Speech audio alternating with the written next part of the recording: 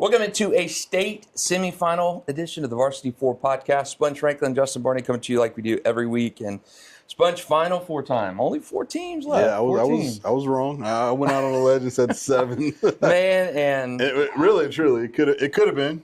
There was a couple of those that didn't go our guys' way that were close enough, but yeah, ultimately didn't get the dub. Yeah, and I thought every time you look at the semifinal matchup, it's like I can see a path for all of our guys winning, but It just never shakes down that way to where it's you always aim high. And but I let you talk me into the Mandarin dream, and man, my heart said behold all season long. And the last week I'm like, well, maybe Man's got a chance, and it just didn't happen for Mandarin. One that surprised me was Ponte Vedra just clubbing Mainland. Yeah. I was surprised. I picked Mainland that game. I thought, hey, Mainland's a champ from 2 years ago. Yeah.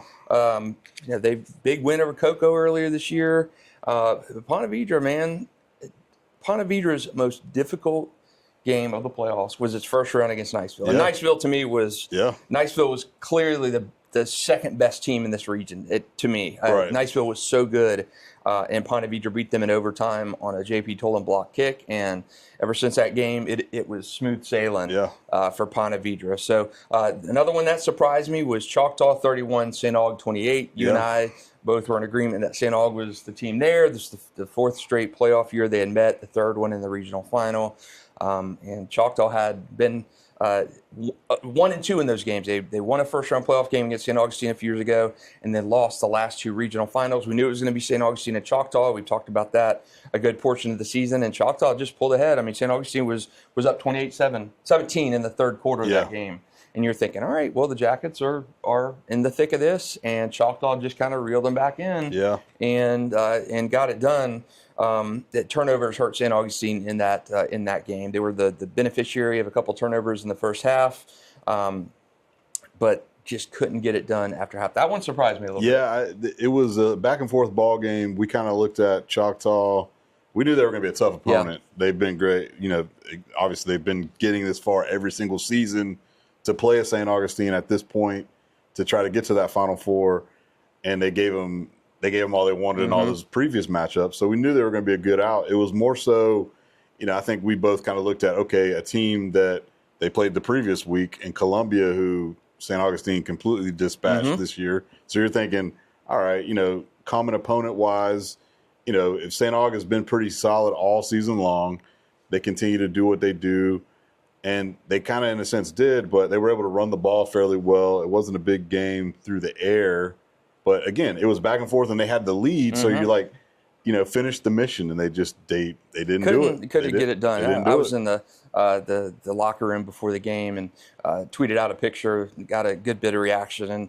And when you listen to a Brian Braddock talk, it reminds me a lot of Joey Wild. I've covered so many St. Augustine games over the years, and for a team that graduated so many guys, graduated quarterback Lachlan Hewlett, who was a multi-year starter, Carl Jenkins, you graduated some talent on that team, and you're talking in February, March, April. You're probably not thinking St. Augustine with a new starting quarterback is going to be a factor in the playoffs, come late in playoff season. You listen to Brian Braddock and that coaching staff, and what a good coaching staff in high school football does. You've been a part of one. You get those guys believing in themselves through that period of time, through February, March, April. What you're starting with then may not look like a finished product, but high school football coaching can make or break, sink or swim a team every year. And St. Augustine, some of those St. Augustine teams coached by Joey Wiles, to me, should not have been semifinal teams. Right. You're playing with, I talked to Joey Wiles at the celebration of the 20th football playoff year, and I said, Joey, some of your teams were, you had 200-pound offensive linemen and 180-pound edge rushers and stuff, and every year you got the most out of those guys. And Corky Rogers, some of his later teams didn't have the muscle of those teams in the 90s and 2000s. Coaching is so important at the high school level. And, Verlin at Trinity, you were an integral part of that. And Trinity did have a lot of horses, but there were some years where Trinity didn't have that. When I first started, it was like we literally had like 30 guys. Yeah, Like, it is so important at that level because it's not college, it's not free agency in the NFL where you can kind of build your team. You take what you have and you use it. And I know private schools are different, but private schools are tough too because you're asking kids to come pay an admission to come to school, and I know there's scholarships and all that stuff. But high school coaching, when you have a good coach and you got the horses, Toby Bullock, I think, is an excellent coach at Mandarin. You have a unifier, you have guys that get those kids to believe that they can. It's great to have the Bryson Wrights of the world. Totally. You got to make it work. Yeah. You got to make it work. The Tollivers, the Hollands, those guys, the Isaiah Fords, the Sean Wades, you still got to make that work. And you can't win the Kentucky Derby on a mule, as they say. So you got to have the guys.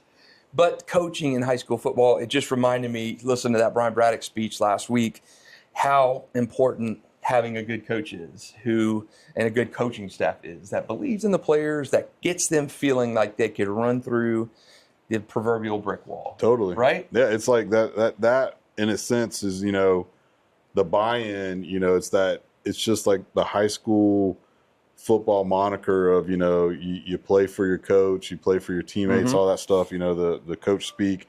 But, you go back to where, you don't have like the studs and the stars, or you're undersized, or you're playing both ways, Iron Man style football. And you get, like you say, you get that buy-in. And it was, like I say, high school football, just like all football now, is kind of evolving and changing as we're going along here. So, previous old school seasons, like some of those old school St. Augustine teams, some of those old Bolles teams, like you said, even like you say, some of the first Trinity teams that I was a part of, it's that leadership of those guys that you buy into what they're selling, and you see how those guys are so successful. And then even like the trees off of, so a Joey Wiles, where did Brian Braddock learn that? Sean McIntyre was on that side. Right. Hoekstra was on that side. Right. So like those guys, and now they're using it's kind of like the Saban tree, and the NFL guys, being on like the Parcells and Belichick trees, you learn from the best, and then you take what you learn from those guys, and then you kind of instill it in your own way. And sure, you got to get guys to buy in and do, what you're trying to do. And like that's where, again, that's where like high school football is so kind of fun. It's like kind of in its pure form, and you play up in a sense for your coach. And so so if you don't have all the 5 stars on your team, you hope that those guys just play their hearts out in a sense, and that's what's fun about it. That's what's great about it. And the thing with, I keep going back to St. Augustine because I covered so many St. Augustine games when I was working in St. Augustine with the Record. You cannot have a year where you got every 5-star, 4-star, everybody like that on the team. Totally. It's more often than not, you have guys that are 2 stars or no stars. Yeah. And you've got to have something that's sustainable long term. I remember talking to Brian Braddock when he got hired at Mandarin. And he said, Justin, we've got to, you look at the St. Augustine teams we had to have an infrastructure in place. Every year, we weren't going to have a Brandon James and a Quentin Hancock and a Jaquez Rickerson. No, we weren't going to have those guys every single year.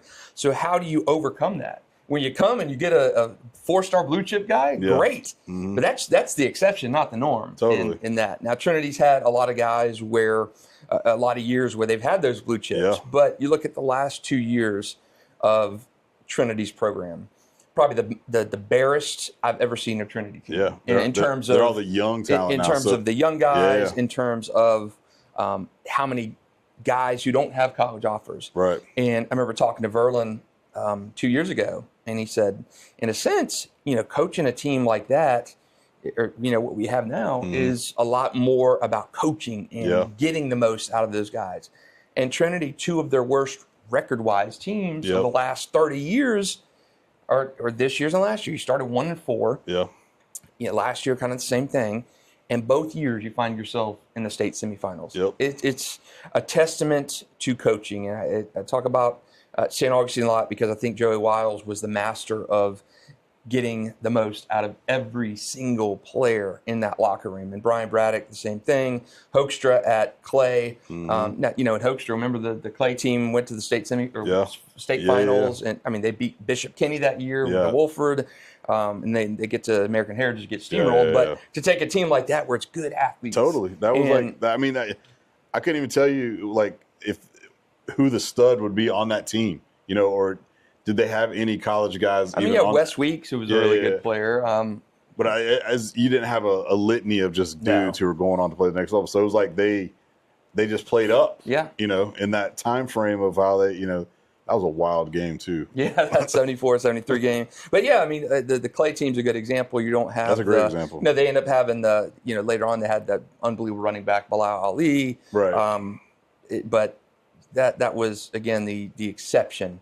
You got so much out of the guys on your team. And when you talk about an infrastructure in place where the guardrails are up and you've already got it built, and those guys, the next class can come in and take the reins and learn from what the other guys did. To me, that is a program. It's not hitting the portal every year and, you know, you got 100 new students walking your hallway. It's developing what you got. Well, that's kind of what I'm interested to see what Trinity looks like in the next 2 years, because they obviously took their lumps, obviously this past 2 seasons, even still making it to the Final Four again, because those kids were all freshmen and sophomores, and now they're going to be, I mean, they're still a super young team. Super young, I mean, you look at all the guys that are contributing on offense and a lot on defense are all underclassmen. So they're taking their lumps, and I want to see what this team looks like, you know, next season, you know, and the season after, because they're going to be the upperclassmen.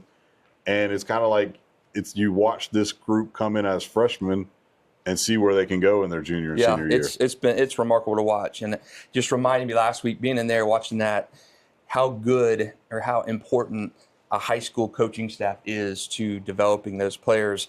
Another really good staff is Ponte Vedra. Steve Price, a veteran guy. He's got men on his staff this year that have been around and done it. Former Jaguar Jason Babin is an assistant out there. Sun Town is a really good player. And the defense for Ponte Vedra has been phenomenal. So you have that structure in place. And you look at all of the teams we had playing last week. Very good coaching staff at Mandarin. Very good coaching staff at Ponte Vedra. Very good staff at St. Augustine. Very good staff at Rains.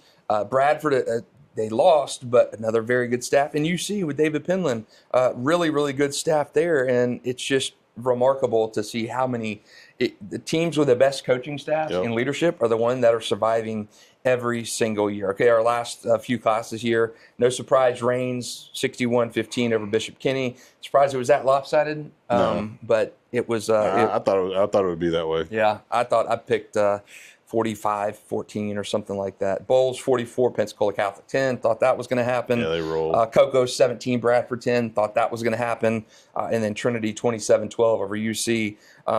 Talk about the Cocoa Bradford game for a second. I talked to Ryan Schneider before the season started at Cocoa, head coach, and he said it was getting harder and harder because, you know, you're graduating and portal and graduations and stuff, that just getting harder to coach. They didn't have as veteran of a team coming back, and then lo and behold, Cocoa, 3-time defending state champion. Bradford, I thought Bradford's offense was going to struggle in that game, and of course it did. It did. It was a low-scoring game, defensive kind of like those kind of games have been that way. Yeah, Cocoa didn't light up the scoreboard either. So Bradford, we knew their defense would keep them in the ball game. It just again, their offense just couldn't do enough, you know, to score enough points to get the dub. And I think Bradford's another super young team when you really look at it. So I think they're going to be really good next year. Another great coaching staff there, Jamie Rogers. Totally. And like I say, a lot of their main contributors were sophomores and juniors. So, you know, it's tough to win them all. You know, you can't win them all. So you're playing good teams like Coco's, and you know, if you moved on, you'd get the Bolles and the Cardinal Moonies and all these teams in that class. But heck of a season. Like I said, it's more so of, you know, you take your lump and you know, get on to next season, and you know that you have a team that can get back to this spot next year. Because when we talk next year, when we do this next year, Bradford's going to be in that mix to basically be going to the Final Four state championship type team. Be right there again. That's just who they are. Our last one from last week, Trinity UC, not surprised by that. Trinity, to me, they have been a second half team. Yeah. The week before, 14-7 at half. They look bad, penalties everywhere, nullified touchdowns.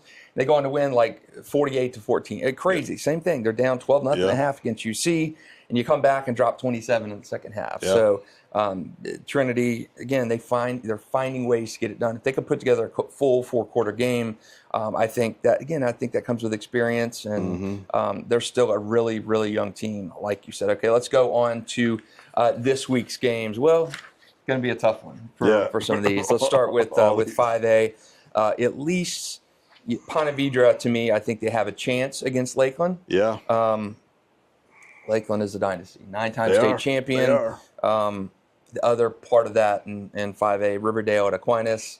I think Riverdale is going to get St. Thomas is going to smoke fillet them. Yeah, smoke that. Ponte Vedra, to me, the story for Ponte Vedra is you got a really good offense. It's almost skewed because the defense has been playing so well. And Ponte Vedra is a team of, again, not 5-star guys. Yeah. You got hard-working kids. Totally. You got a couple blue collar for sure. A couple guys, and Talon Babin and Reese Beck, who are guys who are going to be playing college and really good players, but they are just so good as a team together. Now, can you do that against the Dreadnoughts team that is every year in this mix? That's different. Who you like in that one? I got to go Lakeland just because it's more so the brand in a sense. But this Lakeland team, I don't think is as good as the previous Lakeland teams. I was looking at, you look at their schedule, they haven't been like just killing everybody like they do a lot of times. They do have 2 losses on the season too. But I mean, you're in the game. So, go make it one and just keep doing what you do. Like I said, I think they learned a lot from that Niceville type of game, because I think if they would have lost that game, I think Niceville would be in this exact same spot. Niceville, like we said. So, man, Niceville could be playing St. Thomas next week. Niceville, and I get Ponte Vedra. The last 2 games were nice. Beat Beachside nice. Yeah. Beat Mainland's nice because you go there. But man, I'm telling you that Niceville team was the best team Ponte Vedra played in the playoffs. Totally. And like I said, that's where we talk about this whole thing of adversity. You learn something. Your backs are against the wall. You're in a potential losing spot. You make a huge play like that, and just a small play like that can just spark something in you. And like I say, they're in the ball game, so you get a chance to knock Lakeland off. So why not? Yeah. I'm leaning Lakeland just because. But, I would love to see Ponte Vedra obviously pull the upset and get the win. Yeah, so only the second time they've been in the state semifinals. The first one, of course, was back in, I believe, 2016 when they played Clay in the state semifinals, which was a really crazy game. They ended up playing Clay the year Tronny was a quarterback, won Mr. Football, and then they made to the American Harris Plantation. Yep. So that was they've not been in this position many times. So credit to C. Price and that staff over there. Ponte Vedra at Lakeland on Friday night. 3A, the game we've talked about all season. Sarasota Booker coming back up to Raines for a rematch of last year's state semifinal. Who you like in that one? I'm going to go with the Vikings, man. I think the Vikings are destined to get to that state championship game, but this is not going to be an easy game. No, this is going to be a ball game. Very similar to last year. Last year I think it was a 5-point game. And that Raines was down at half in that game. Raines was down, so they're going to get some adversity maybe in this game, which would be good for them. Booker's been killing everybody again. They lost their first game. I think they played out of state against a team from Alabama, and I think they lost by a field goal or something like that. But ever since then, they've been murdering people. They've got some studs, some Power 5 conference college guys on that team. So they've got dudes, and this is going to be Raines' biggest challenge of the season. Absolutely. But I still love what Raines is doing. Yeah, they've been crushing teams as well. Raines has been fun. Hopefully we're on this collision course from Miami Northwestern. That's going to be tough. And dude, did you see that Northwestern Central game? Yeah. Yes. Did you see that crowd, man? That is you can't emulate that here. That's what I'm saying, man. That's can't emulate that. They moved that game to Saturday, and I'm talking about it was packed out, huge, unbelievable crowd down there. Great atmosphere. And you can't. Jacksonville area I'm trying to think teams of if cannot replicate that. Yeah, could Raines Mandarin even do that? Not even close. Not even what close. I'm saying. It's not even close. You put the a heavyweight matchup. Like maybe if it was on a Saturday, you would get a good crowd, but nothing like you see at Travis Powell. Yeah, man. No way. I think Reigns is going to be in a slugfest against Booker. I don't think this is going to be a 44-24 game. Yeah. I think it's going to be a slugfest that goes into the fourth quarter. And to me, that was the first time last year Reigns got really slugged in the mouth was against Booker in the state semifinals. They were able to overcome that. I think they have a date with Miami Northwestern in the state championship game. State championship game for Reigns would be 1 week from this Friday. So last year they played on a Saturday night to kind of shut the whole championships down. The schedules, high school football state championship schedules came out earlier or late last night. So Reigns would play at 7:30 on Friday night. I think it's December 12th. So we'll see if they get down there. But I think that Booker-Reigns game, you and I are both in agreement. Reigns wins that game. Class 2A, Gibbons at Bolles, a rematch of the state championship game from 2020. In Tallahassee, Bolles lost that game, of course. I like this game. I think Bolles wins this game. I think they're too good all over the field. I think they've got the best offensive line around.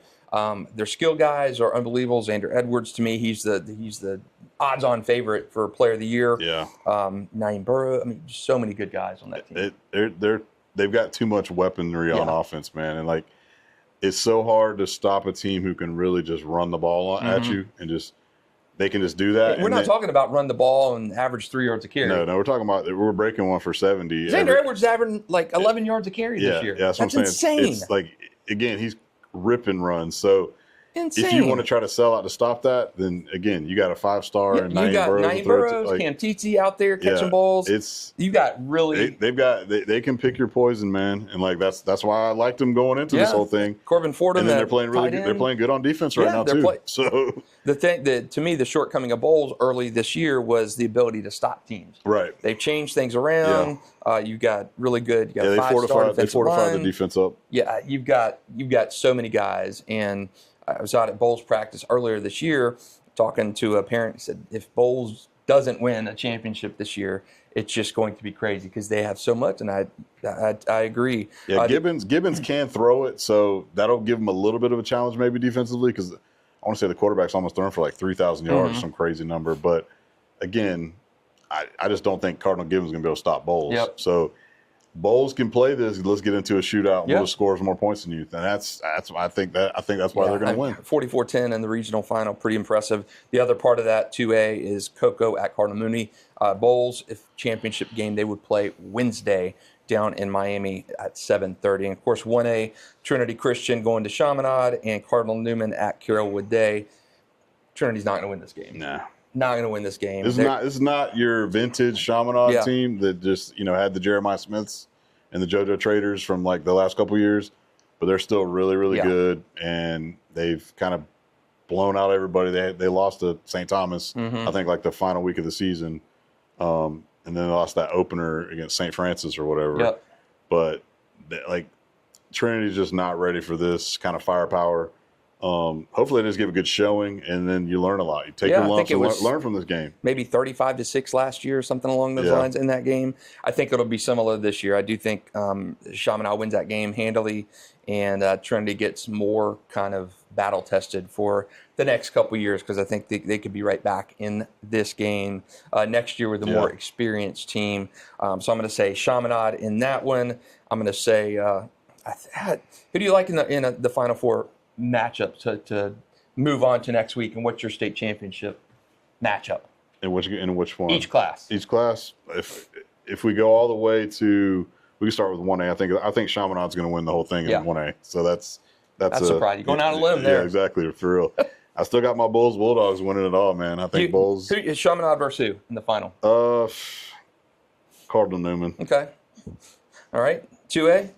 I got Bolles. I think Cardinal Mooney's going to get Cocoa for some reason. Think so? Okay. That's just me going off of who's played who. But I think it's Bolles, man. I think it's Bolles to lose. I said Bolles at the beginning. I think it's Bolles to lose. Okay. And I think obviously Reigns Northwestern. I got to go with Miami Northwestern right now. All right. It's not, I think Lakeland does clip Ponte Vedra. Obviously St. Thomas is the whole other beast that's waiting there. and I'd pick St. Thomas to win that class. I would say I'm going to say St. Thomas Lakeland Yeah. in the championship game. I'm going to say Range Northwestern championship game. I'm going to say Bold and Cocoa in the state championship game. I'm going to 3-time defending state champ. They're not bowing out easily, and I'm going to say Chaminade versus Cardinal Newman in the state championship game. Clearwater Central, I'm surprised they got beat by Carrollwood Day in that other regional final. But, yeah, I still think we get 2 teams in state championship games. I think that was our beginning of the year. We said how many area teams will play for state championships. I think you and I were in agreement of Bolles and Rains would be there with the abstract possibility of another team like a Mandarin in there because you knew Trinity was going to be in Chaminade. Right. You knew, Mandarin probably wasn't going to get there. St. Augustine was going to have to play like a heritage kind of team. Yep. So I think we've been pretty unified in saying all season long there'll be 2. And I think Bolles is the best pick locally for a state championship. They just are. They've gotten better and better as the season has gone on. And I don't think any reason to change that. I think Rain's going to have a tough game this week, but I still think they get back to that Miami Northwestern game. But, man, I don't think anybody's beat Northwestern. Yeah, they're loaded. Like that offense. I don't see it. Those receivers they got, like they're good. They're ridiculous. They're really good. We'll have to break down the others because we don't have this obviously in front of us. I know Buchholz is playing like West Broward. Can they move on? That'd be a big question. Buchholz has not been to that championship game. They've always get in that Final Four and lose. They lost to Lakeland before. Yeah. Aquinas, they've lost to teams in that Final Four round, but could be the year for Buchholz. Yeah. And they've got a really good team. Would have liked to have seen Mandarin get in there and have a go of it, but that's the way it is. We got 4 teams in the Final Four this week, and both of us are calling it 2 are going to be moving on. I think pretty universally, Rains and Bolles are the picks from around the area. Hoping Ponte Vedra and hoping Trinity Christian could get it done, but that is an uphill battle for both of those. Thanks for listening. Thanks for watching to a state semifinal edition of the Varsity 4 podcast. He's Sponge Franklin. I'm Justin Barney. Come to you next week to talk about state championship games or put a bow on this high school football season.